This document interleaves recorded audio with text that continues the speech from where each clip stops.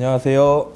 마디세상병원 정형외과 전문의 신지수입니다. 이번에 제가 여러분들께 소개시켜드릴 주제는 회전근개 꼭 수술해야 하나요? 입니다. 먼저 회전근개 근육에 대해서 먼저 간단하게 알아보면 회전근개 근육은 총 4가지의 근육으로 이루어져 있습니다. 등 뒤에 만져지는 어깨뼈에 붙어있는 근육인데요. 극상건, 극하건, 소원건, 그다음에 견갑하건 이렇게 4가지의 종류의 근육군을 말하고 어깨를 우리가 들어 올리거나 회전하는 데 사용되는 근육군입니다. 이런 회전근개 근육이 파열은 왜 일어날까요? 회전근개 근육 파열은 근육을 많이 쓴다거나 나이가 들면서 점차 퇴행성 변화로 파열이 이루어지게 됩니다. 회전근개 파열의 병기를 먼저 알아보는 게 이해에 도움이 되실 것 같고요. 간략하게 소개를 드리면 회전근개 파열은 먼저 회전근의 힘줄 부분에 염증이 생기고 해지는 회전근 검병증 단계가 먼저 선행되게 됩니다. 그 상태에서 우리가 점점 회전근개를 계속 사용하게 되면은 회전근개의 부분 파열이라고 해서 층의 일부분이 파열되는 부분 파열이 다음으로 이루어지게 되고요. 그게 점점 심해진다면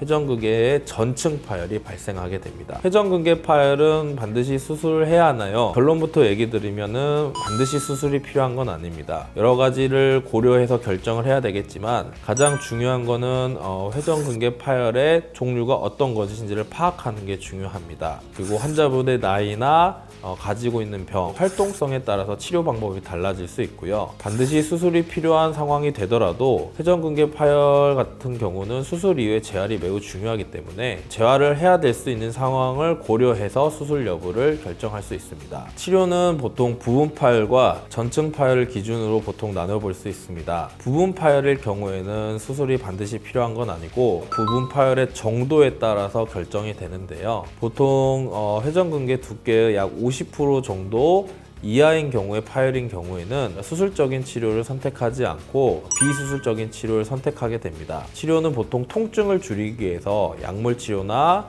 통증을 줄일 수 있는 통증 주사 치료를 하게 되고요. 통증만 줄여서는 사실은 회복이 됐다고 할 수 없기 때문에 회전근개 파열이 회복될 수 있도록 우리 몸에서 회복할 수 있는 환경을 만들어준 치료를 같이 하는 것이 중요합니다. 역시 이것도 주사 치료가 있을 수 있는데요. 시중에 여러 가지 주사 치료가 소개되어 있습니다. 프롤로 주사라든지 아니면 콜라겐 주사 치료라든지 아니면 PRP 주사 이런 것들이 있고요. 어떤 치료를 선택하더라도 부분 파열 같은 경우에는 통증 치료와 함께 회전근개 근육이 회복될 수 있는 그런 치료를 같이 해주시는 게 중요할 것 같습니다.